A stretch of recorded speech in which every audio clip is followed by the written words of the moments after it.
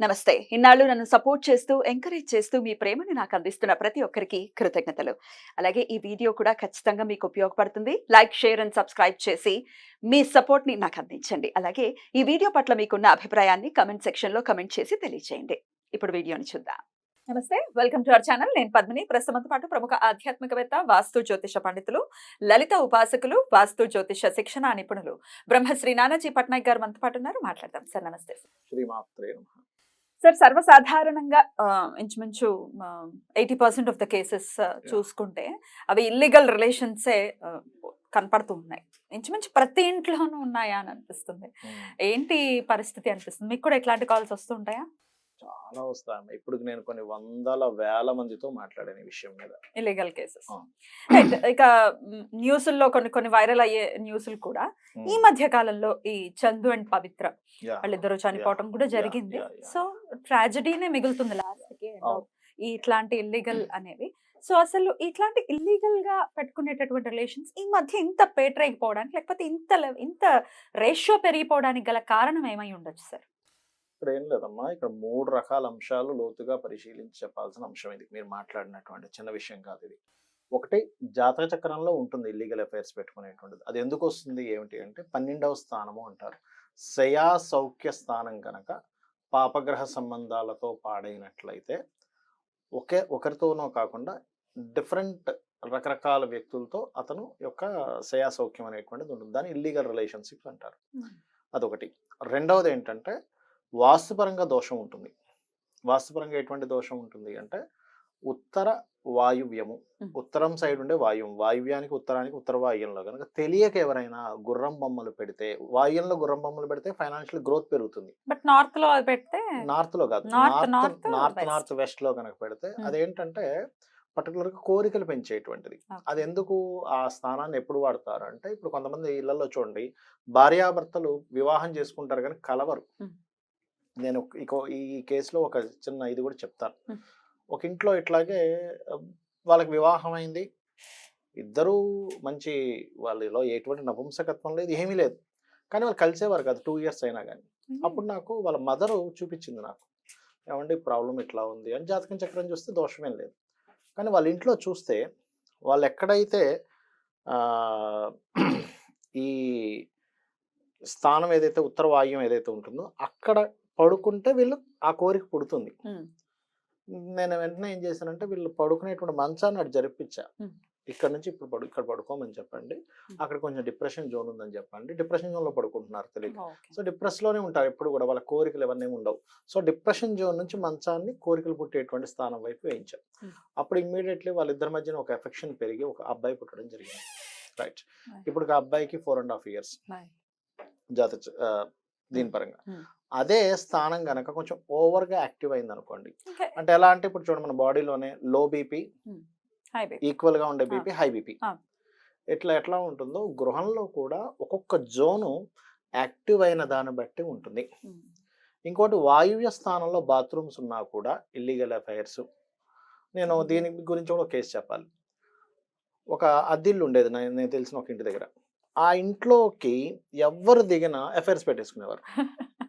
జాతకంతో ఇంకా పనిలేదు, సంబంధం లేకుండా. వాయువ్యంలో బాత్రూమ్ ఉంటాయి, వాయువ్యంలో బాత్రూమ్ ఉంటే చిన్న ఏజ్ లోనే లవ్ అఫైర్స్ వీళ్ళకి వెళ్ళిపోతారు, ఇల్లీగల్ అఫైర్స్ లోకి వెళ్ళిపోతారు. నాకు తెలిసి ఒక అమ్మాయి అసలు ఇంకా నిప్పు అనమాట. అసలు ఇంకా అమ్మాయి అసలు నిప్పు అంటే ఇంక నిప్పు. అలాంటి అమ్మాయి కూడా ఆ ఇంట్లో కాపురం పెట్టిన వెళ్ళంగానే మారిపోయింది.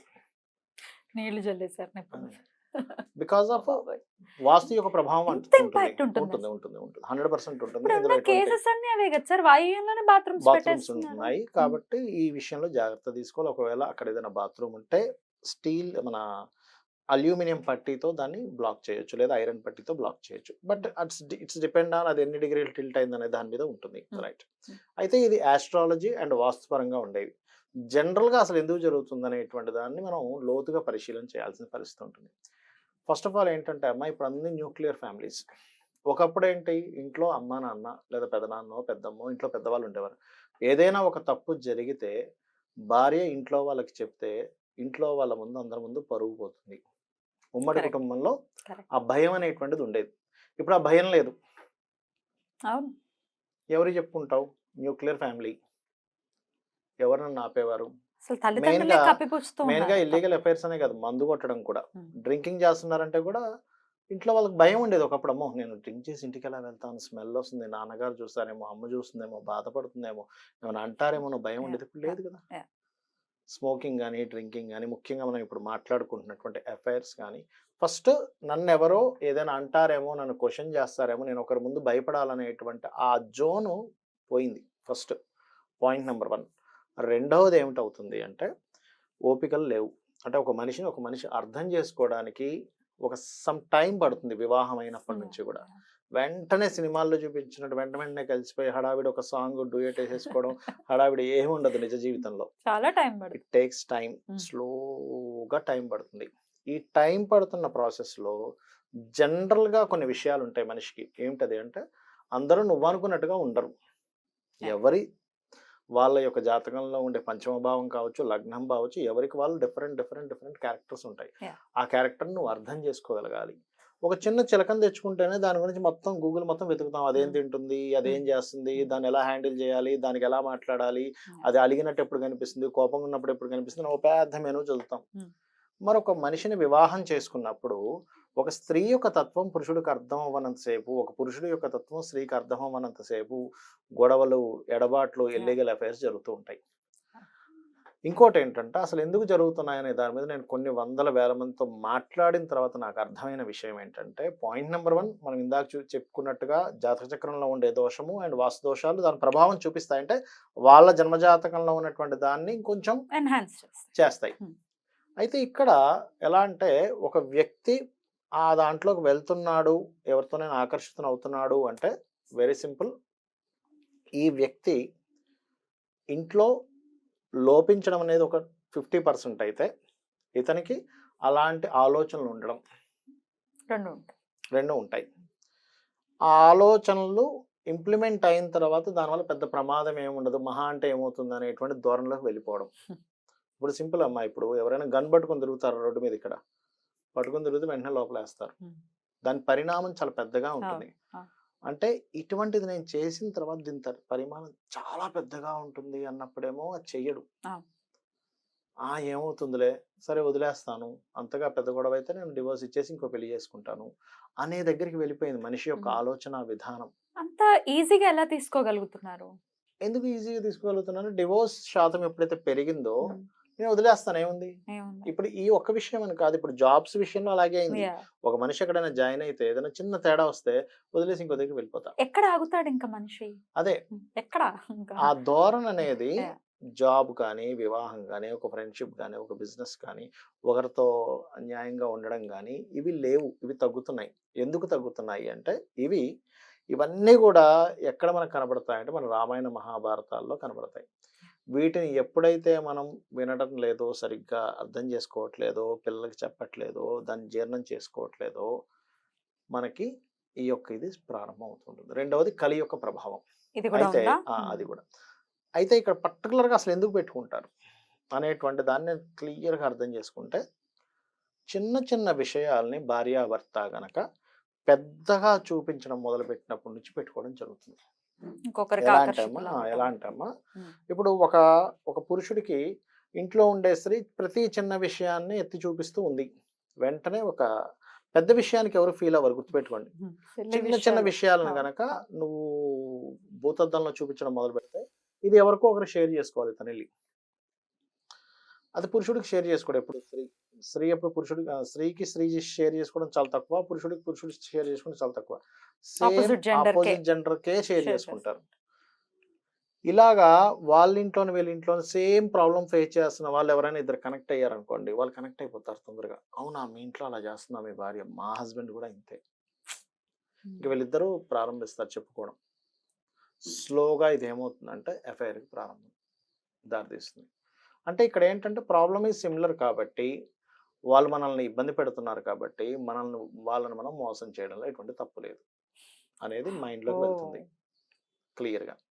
ఇదొక ధోరణి అయితే. రెండవది ఏంటంటే ఇదొక ప్యాటర్న్. ఏది ఇలాగ ఎఫ్ఐఆర్ పెట్టుకోవడం, ఇదొక జీవితకాలం నడుస్తున్నట్టుగా అలా నడవడం, ఇదొక ప్యాటర్న్. ఇలా రకరకాల ప్యాటర్న్స్ ఉంటాయి, చెప్తాను చూడండి మీకు. ఇప్పుడు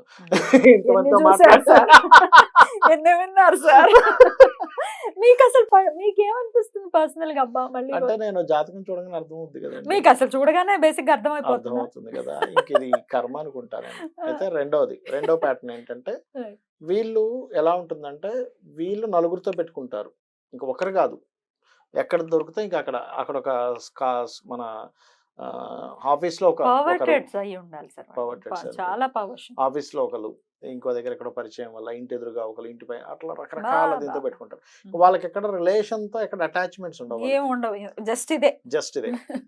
ఇంకొంతమంది బాగా సంపాదించి ఈ డబ్బులు నేను ఎంజాయ్ చేయాలి, అలా చేయాలి అర్థం కాక ఒక ఏజ్ వచ్చాక, అంటే చిన్న ఒక ఏజ్ లో యంగ్ ఏజ్ లో ఏమి ఎంజాయ్ చేయరు వీళ్ళు. ఒక 40s 50s దాటిన తర్వాత ఇదంతా సంపాదిస్తాడు, బాగా కొన్ని కోట్లు సంపాదించేసిన తర్వాత. అంటే నాకు వచ్చిన కేసెస్ చెప్తున్నా సార్, నాకు ఎప్పుడు గర్ల్ ఫ్రెండ్ కావాలని ఉంది, నాకు వస్తుందా అని అడుగుతాడు జాతకం తీసుకొచ్చి. నిజంగానా? సీరియస్ గా మీరు ఎలా రియాక్ట్ అవుతారు అలా అడిగితే? నేనేం చెప్తానంటే నేను సీరియస్ గానే చెప్తాను, సార్ యాక్చువల్గా అయితే మీ జాతకం మీరు అడుగుతుంది కరెక్టే కానీ మీ జాతకంలో లేదండి అని చెప్తా. లేదైతే ఒకవేళ ఉండే పరిస్థితి ఉంటే మీకు ఉంది, కానీ దీనివల్ల ఈ కర్మ వల్ల అనుభవిస్తారని చెప్తాను. మీకు ఉంది యోగం, జాతకంలో లేదని కాదు, ఇట్లాంటి పరిచయాలు అవుతాయి, బట్ దీనివల్ల వచ్చేటువంటి పరిణామాలు ఇలా వస్తాయి. సో మీరు దీన్ని ఆలోచించండి అంట, ఎందుకంటే వాళ్ళ ఫ్రీడమ్ అది. మనం నేను ఇప్పుడు నువ్వు వద్దు పెట్టుకోకన్నా అతనేం వినడు, ఫోన్ పెట్టేస్తాడు, కాముకి ఇంకోళ్ళకి ఫోన్ చేస్తాడు, 100%. ఇంకోళ్ళు ఫోన్ చేస్తారు నాకు ఉందని తెలిసింది, ఇంకోళ్ళ ద్వారా నాకు ఎప్పుడు ఉందని అడుగుతాడు, ఇంకో దగ్గర అంతకుమించి జరిగేదేం లేదు అక్కడ. ఎలాంటి వాళ్ళు వస్తారు, వాళ్ళతో నాకు గొడవలు అవుతాయా, ఒకవేళ గొడవలు అయితే పోలీస్ స్టేషన్ దాకా వెళ్తుందా, లేదా వాళ్ళ ఇదేమవుతుందా, ఇంకా రకరకాల వాళ్ళు అడుగుతారండి, చాలా డీటెయిల్ గా అడుగుతారు, ఎటువంటి డౌట్ లేదు. అయితే ఇంకా బాగా డబ్బులు సంపాదించేసి ఏం చేయాలో అర్థం కాక ఇట్లా ఎంటర్ అయిన వాళ్ళు, ఇరుక్కున్న వాళ్ళు నాకు చాలా మంది ఫోన్ చేశారు. అంటే ఏంటంటే ఎవరో ఏదో ప్రాంతం నుంచి ఒక అమ్మాయి వచ్చింది, చేసుకుంటుంది, డబ్బులు చూసుకొని వచ్చారు, వాళ్ళిద్దరి మధ్య సమ్ ఎఫ్ఐఆర్ ఏర్పడింది. దాని తర్వాత అమ్మాయి ఇతను బ్లాక్ మెయిలింగ్ చేయడం మొదలు పెడతాడు, కాల్ రికార్డ్స్, ఫొటోస్ అన్ని చూపించి. ఇంకొన్ని కేసెస్ అయితే ఫ్యామిలీ అంతా బాగుంటుంది, ఈయన పుసుకుని పెళ్లి చేసేసుకుంటాడు ఇంకొక అమ్మాయిని, ఎవరికి చెప్పడు, పెళ్లి చేసేసుకొని నడిపిస్తూ ఉంటాడు. ఆమె వన్ ఫైన్ మార్నింగ్ ఏం చేస్తుందంటే నేను నాకు ఇప్పుడు ఇన్ని కోట్లు ఇవ్వ, లేకపోతే నేను బయట పెడతా అంటది. అసలు ఎన్ని కేసెస్ అంటారండి మీరు నమ్మరు. ఎట్లా సార్ ఇట్లాంటి టిపికల్ కేసెస్ ని మీరు ఎట్లా డీల్ చేస్తారు? నేను ఒకటే చెప్తాను, మీరు దేని గురించి అయితే ఆశపడ్డారో దానికి మూల్యం ఇది, చెల్లించవలసిందే, అందులో ఎటువంటి డౌట్ లేదు, చెల్లించాల్సిందే అని చెప్తా. చెల్లించాలి, లేదు మీరు ఇప్పుడు మొత్తం డౌన్ స్టేజ్కి వచ్చేసారు, తెగించాలి, ఇంకా నువ్వేం చేసుకుంటావు చేసుకోని, ఇంకా నీ దగ్గర డబ్బులు లేవు అనుకో అంటే నేను అనేది ఏంటంటే ఇంకా నువ్వు ఏదైనా ఒక కర్మ చేసినప్పుడు దాని ఫలితం వస్తుంది, ఆ ఫలితానికి కూడా నువ్వు రెడీగా ఉన్నావా అని అడుగుతాను. నన్ను ఇట్లాంటి క్వశ్చన్స్ అడిగినప్పుడు, బాబు నువ్వు కరెక్టే, నీలో ఒక కోరిక పుట్టింది, దీనికి మరి దీని ఫలితం ఇది, దీనికి నువ్వు రెడీగా ఉన్నావా, దీనికి రెడీగా ఉండేటట్టయితే నువ్వు వెళ్ళు, నేనేం చెప్పేది ఏం లేదు అక్కడ అని చెప్తా. సార్ రకరకాల ఆస్పెక్ట్స్ ప్లే చేస్తున్నాయి ఇట్లాంటి ఇల్లీగల్ అఫైర్స్ పెట్టుకోవడానికి. అది మానసిక పరిస్థితి అనుకోవచ్చు, మీరు చెప్పినట్టుగా వాస్తు అనుకోవచ్చు, జ్యోతిషం అనుకోవచ్చు, ఏదైనా అనుకోవచ్చు. మరి ఒకవేళ మనసు అదుపు తప్పే కదా ఇట్లాంటి పనులు చేస్తుంది.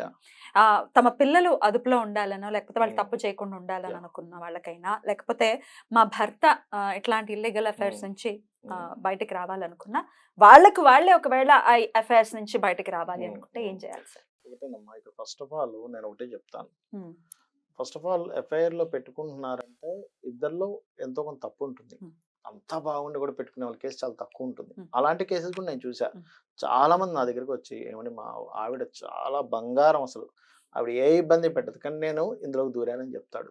సింపుల్ గా చెప్పుకునే వాళ్ళు ఉన్నారు. అయ్యో మీరు ఇంకో కొత్త కేసు చెప్తా, అతనికి ఒక 65 ఏళ్ళు ఉంటాయి, ఆల్మోస్ట్ 30 ఏళ్ళ అమ్మాయితో ఇల్లీగల్ అఫైర్ పెట్టుకున్నాడు, ఆమెకు కూడా పెళ్లి అయిపోయింది, 2 పిల్లలు ఉన్నారు. చెప్తానండి, ఇతను పెట్టుకొని, ఇతను చాలా పెద్ద డాక్టర్ కూడా అయినా పెట్టుకొని, ఇతను ఏం చేశాడంటే సింపుల్గా వాళ్ళ ఊరెళ్ళి వాళ్ళ ఆవిడకి కూడా చెప్పేశాడు, నేను పెట్టుకున్నాను, మీరు మాట్లాడుకోండి అని. ఇంకో పెద్ద విషయం ఏంటంటే వాళ్ళ ఆవిడ ఏం చెప్తుందంటే, సరే పెట్టుకుంటే పెట్టుకున్నారు, రూపాయి ఇవ్వడానికి వెళ్ళేది ఆవిడకి అని చెప్తుంది. అంటే మీకు ఈ టాపిక్ వచ్చింది కాబట్టి విచిత్రమైనవి చెప్తున్నా నేను మీకు.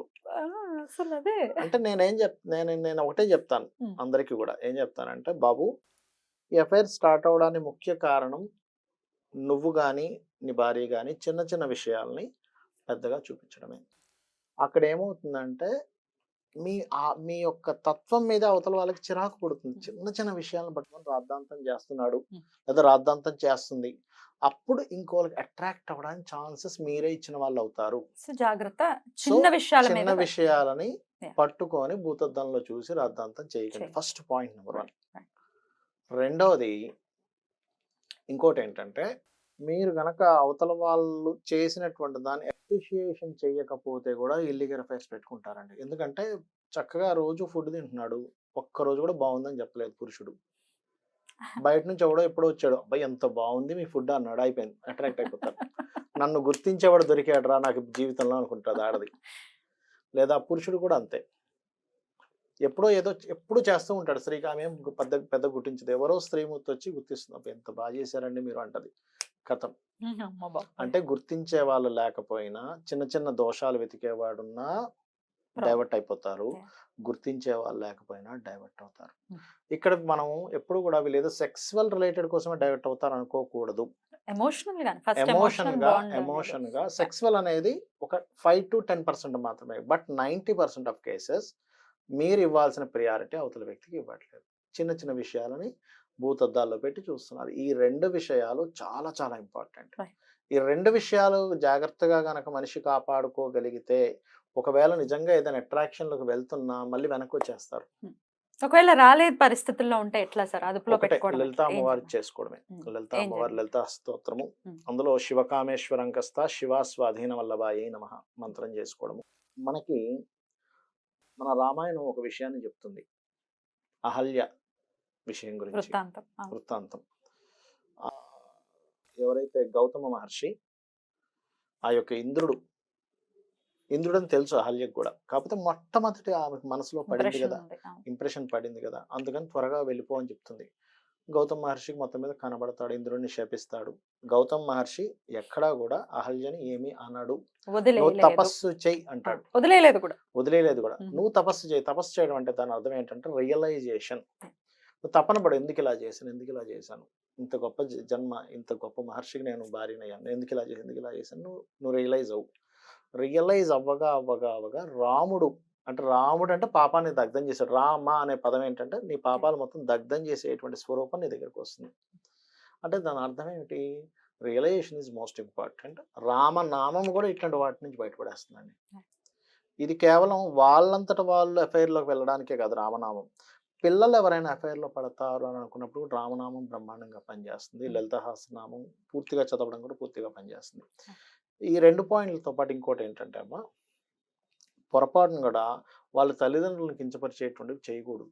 ఒక కక్ష నుంచి ఒక అఫైర్ స్టార్ట్ అవుతుంది తెలుసా అమ్మా. అది కూడా వీడు ఇట్లా చేస్తాడా, వీడు బాగా మండేది నేనేం చేయాలనుకుంటారు, స్త్రీ కానీ పురుషుడు కానీ ఇంకోతో పెట్టేసుకుంటారు అఫైర్. అన్ని బాగున్న అఫైర్ పెట్టుకున్నా అంటే వాడు దరిద్రుడు ఇంకోటి ఉండడు. అంటే వాడి పర్స్పెక్టివ్ అలా ఉండదు, నాకు ఇది లేదు అది లేదు అని చెప్తుంటాడు. అంటే యాక్చువల్గా ఏంటంటే లైఫ్ లో మనిషికి ఏంటంటే బాగా భయపడుతున్న మనిషి కానీ కాదు, ఏ ప్రాణైనా బాగా భయపడే అంశము, బాగా కోరికుండే అంశం గురించి ఏమైనా చేస్తుంది. మీరు చూడండి, ఒక కోడి ఉంటుంది, నార్మల్ టైంలో మనం కోడిని కనుక ఇలా రాయి పెట్టి ఇలా పారిపోతుంది. అదే పిల్లలున్న కోడి ఎదురు తిరుగుతుంది. నేను మొన్నైతే ఒక వీడియో చూసా, ఎలుక ఒక పాము ఎలుక పిల్లని ఇట్లా పట్టుకెళ్ళిపోతుంటే ఎలుక వెళ్ళి పామును పట్టుకొని ఎలుక పిల్లని వదిలించుకుంది. ఎలుక పామును పట్టుకుంది చూడండి. అంటే ఏమిటంటే అక్కడ ప్రేమ, మదర్లీ ఇష్టము ప్రేమ ఉన్న దగ్గర భయం ఉన్నప్పుడు మనిషి ఏదైనా చేస్తాడు. కొంతమందికి ఏంటంటే వాళ్ళకి ఏమీ పట్టింపు ఉండదు, కంప్లీట్ గా అఫైర్ పెట్టుకోవాలి అంతే. ఇంకా వాళ్ళకి ఇది మంచి చెడ ఏ సంబంధం ఉండకుండా అఫైర్స్ లోకి వెళ్తారు. అది ఒక కాంబినేషన్. 12వ స్థానం పాడైతే ఉండే కాంబినేషన్స్. అప్పుడు వాళ్ళకి 12వ స్థానం ఏ గ్రహాల ద్వారా పాడైందో దానికి సంబంధించి దానం ఇవ్వాలి, చేసుకోవాలి. Right sir. End of the day ఇది అంతకంతకి పెరుగుతూనే ఉంది, ఇంకా బయటకు వస్తూనే ఉన్నాయి రకరకాల కేసులు. నేనైతే ఒకటే చెప్తాను, సరే ఏం చేస్తారు అఫైర్ పెట్టుకున్న మహా అంటే 4 సార్లు దొంగచాటు కలుస్తావేమో, లేదా 4 సార్లు అక్కడ తిరుగుతుండే వాళ్ళు కూడా అఫైర్స్ పెట్టుకున్న కేసెస్ నేను చూసాను కర్మలో ఉండడం వల్ల.